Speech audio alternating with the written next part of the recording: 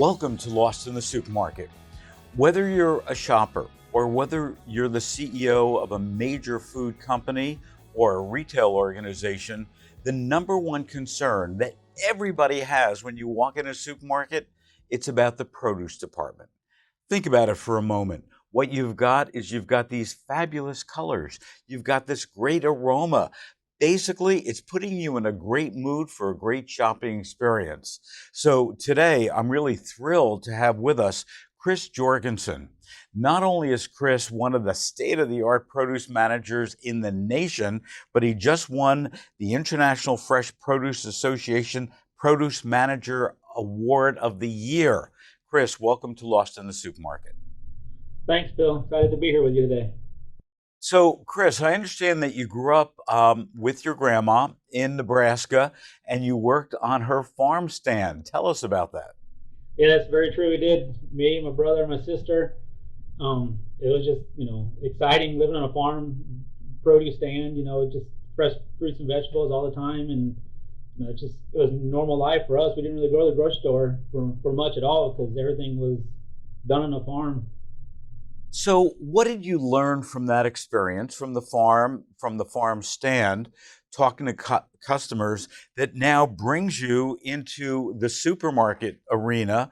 And you've been doing this for over 20 years. You're an international award winner. What were those learnings that really gave you the foundation to achieve this fame? It just a lot of it just watching my grandma talk and interact with the people that come to our stand. They get to know each other on a first name basis, just like I do with my customers here at my store. I know a lot of them first name basis because they're in the store 4 or 5 days a week, and just carrying conversation with them and what they're looking for, what they like, what they're eating and cooking. Just seeing her do that with the customers and the people that come to her stand was amazing. I think that's what's really instilled in me to do that here at the store level that I work at now. So from this small farm stand, I'm assuming it was a small farm stand, to now Food Lion, one of America's biggest retailers. What was the change like going from that small to this big monolith? It's been a big change. Like when I first started Food Lion, I wasn't even in produce. I was a frozen clerk, so I didn't. I transitioned within a year over to the produce department, and just everything is bigger scale. The ordering of the fruits and vegetables is way different than going out in the fields ourselves and picking them.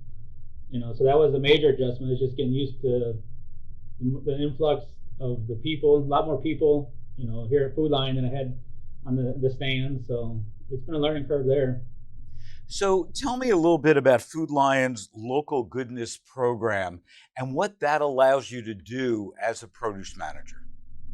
Well, it's one of the greatest things Food Lion did is starting the local goodness program, because it gives me as a produce manager the ability to help local farmers and growers around our area by getting their name out, by selling their fruits and vegetables in the store, and then it gives our customers, a great opportunity to buy stuff that's super fresh, in the field yesterday, and then today it's in my store, so you don't get no fresher than going out and picking yourself. So, it gives them, the customers in the store, the great opportunity to get fresh local produce that day. Well, talk about the internal process. If I look at various chains throughout the nation, what you've got a produce buyer at corporate, who then determines, and maybe sometimes they talk to the produce manager, maybe sometimes they don't.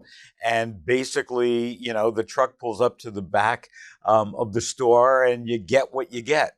How is Food Lion's program different than that? We do, like I say, they got a lot of the buying is done at corporate, but they do actually, every now and again, they'll send out emails asking, if we have anyone around us that might be willing to join the program. But of course, it's all got to go through corporate. It's just not here at my store level. But when they first started it 4 or 5 years ago, they sent the produce managers out to the fields actually to meet the growers and to experiences, because some of them, a lot of produce managers never experienced, I guess, growing up on a farm. So getting to see it and meet the actual growers, is great. And we get like profiles of all the growers in the area that we can put up with our fruits and vegetables, where they're located, their family, how long it's been going on in their family. A lot of them are 4 or 5 generation farmers, So, a lot of people in this area have been around for a long time, so they know a lot of the growers, and I think that helps in the farmers. So I'm assuming when you go with the other produce managers to the farms, all your cohorts then, say, "Hey, Chris, you grew up on a farm. Give us the inside." When you go to a farm versus some other produce managers, and you look through your lens, what are you looking for that farm to be able to supply your store the way you want it to be?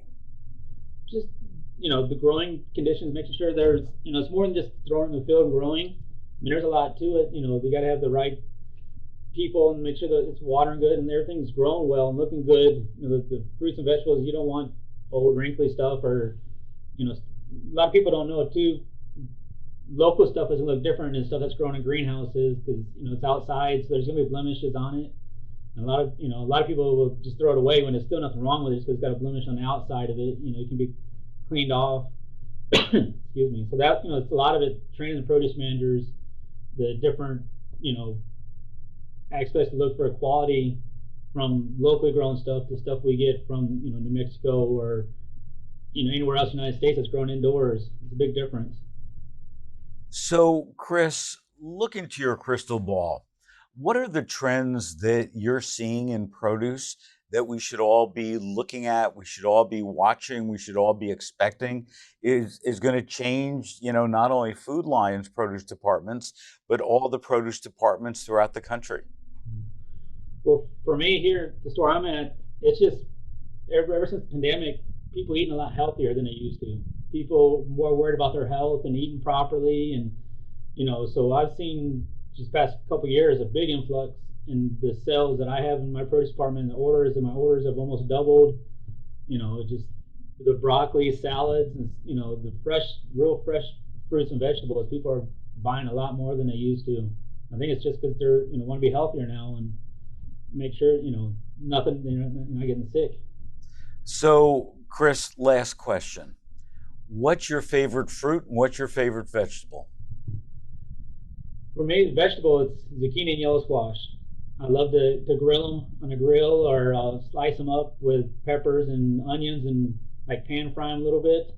So I'm big on that. Fruit would probably be a cantaloupe. Nothing can beat a good sweet, Athena cantaloupe right out of the garden. They're really super sweet, really good. Well, Chris, again, congratulations on the award. Well deserved. Keep all those Food Lion customers happy in the produce department, because it really, as I said, sets the stage for the rest of their shopping trip. So congratulations, and thank you for being on Lost in the Supermarket. Thank you, Phil, and thanks for the invite to be on your show. And I'll do the best we can right here, and hopefully it'll go on and everyone else will start having good fresh produce in their departments.